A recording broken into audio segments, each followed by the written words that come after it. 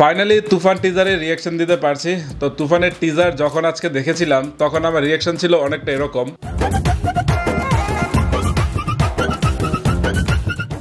মানে টিজারটি দেখে কি বলবো, কোন ফ্রেমটি নিয়ে কথা বলবো, সাকিবকে নিয়ে কথা বলবো নাকি চঞ্চল চৌধুরীকে নিয়ে কথা বলবো, মানে দারুণ। এক কথায় যদি বলি দুর্দান্ত। বাংলা সিনেমা এরকম টিজার মনে হয় না এসেছে, এবং তুফানের টিজার যখন এসেছে পুরো সামাজিক মাধ্যম একদম বাংলাদেশে কেঁপে গেছে। আমি দেখেছি এমন কেউ নেই যে আজকে তুফানের টিজারটি শেয়ার করেনি। সবার একটাই কথা, তুফানে সবকিছু লন্ডভন্ড হয়ে গেছে।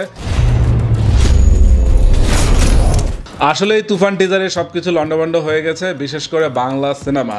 রায়হান রাফি যে সাকিব খানকে এরকম ভাবে প্রেজেন্ট করতে পারবে এটা বারবার বলেছি। তো টিজারটি সাকিব আজকে সবকিছু লন্ডভন্ড করে দিয়েছে, এবং সাকিবের যে অ্যাগ্রেসিভ লুক এবং অ্যাগ্রেসিভ ডায়লগ, মানে একটা জায়গায় সাকিবের আমি ডায়লগ শুনে জাস্ট হচ্ছে মানে কি বলবো, হ্যাং হয়ে গেছি। মানে এই লোকটি চাইলে বাংলা সিনেমায় যে কি করতে পারে, এবং কমার্শিয়াল সিনেমা বাঁচাতে সাকিব খানের বিকল্প এখন আমাদের কিচ্ছু নেই। তো সাকিব খান ফাটিয়ে দিয়েছে। রাজকুমারে সাকিব খান যতটা এগিয়ে ছিল, এখন তার থেকেও 10 গুণ সাকিব খানকে এগিয়ে দিল রায়হান রাফি, এবং রায়হান রাফির উপর পূর্ণ ভরসা ছিল যে না, রায়হান রাফি কিছু একটা মানে দারুণ কিছু আমাদের উপহার দিতে পারবে। এবং আজকে টিজারটি দেখে জাস্ট এক কথায় বলবো, mind blowing, what a teaser. Bangla সিনেমায় যদি আমাদের 10 জন রায়হান রাফি থাকতো, আমি সত্যি করে বলছি আমরা কলকাতাকে তো বিট করতামই, মানে বলিউডও আমরা বিট করতে পারতাম যদি আমরা সেরকম বাজেট পেতাম।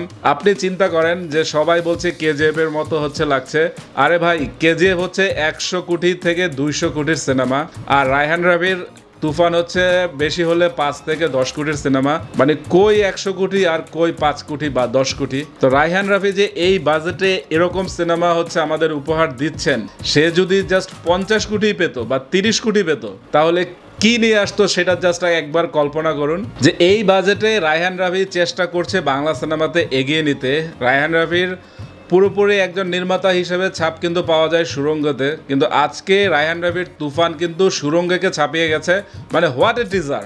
আজকের টিজারটিতে যে নেগেটিভ পয়েন্টস নেই সেটা নয়, নেগেটিভ পয়েন্ট আছে, কিন্তু আজকে আমরা সেরকম কোনো আলোচনা করবই না।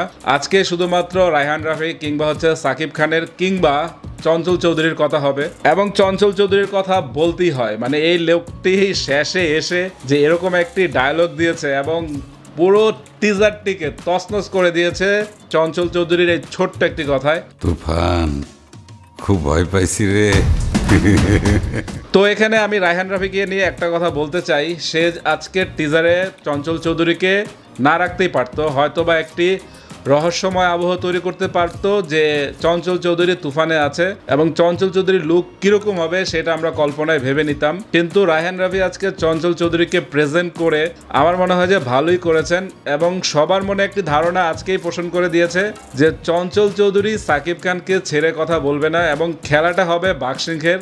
কারণ চঞ্চল চৌধুরী যে ঠান্ডা মাথায় ডায়লগটি দিয়েছে, এতে তার চরিত্র বোঝা যাচ্ছে যে একদম কিলার লুক। শোবিজের অনেক মানুষকেও আমি দেখেছি যে আজকের তুফান টিজারটি শেয়ার করতে। তো বাংলা সিনেমাকে এগিয়ে নিতে সবারই ভূমিকা আছে, আমাদেরও যে ভূমিকা নেই তা না, আমাদেরও ভূমিকা আছে। আজকে তুফান নিয়ে আলোচনা হচ্ছে, কালকে জঙ্গলি নিয়ে হবে, কিংবা নীলচক্র নিয়েও কথা হবে। তো জঙ্গলি নীলচক্রের টিজার এখনো আসেনি, তো তাদের ধারণা করা উচিত যে তাদের সামনে কি আছে। তো যদি টিজার বানানো হয়ে থাকে প্লিজ চেঞ্জ করে দিন, আপনারা আরও একটি বোম নিয়ে আসুন। জঙ্গলি বা নীলচক্রের কথা বলছি। তো যাই হোক, বলবো যে টিজার একদম 100-এ 100 আশা পূরণ করেছে। তো বাকিটা ট্রেইলার আসলে বলা যাবে, এবং ঈদুল আজহায় তুফান যে ঝড় তুলবে সেটা থামার নয়। হিমেল আশরাফকে বলছি যে আপনি শিখে রাখুন যে একটি টিজার একটি সিনেমাকে কোথায় নিয়ে যেতে পারে। তো যাই হোক, আমরা বাংলা সিনেমার পাশে থাকি। সবাইকে ধন্যবাদ, টাটা।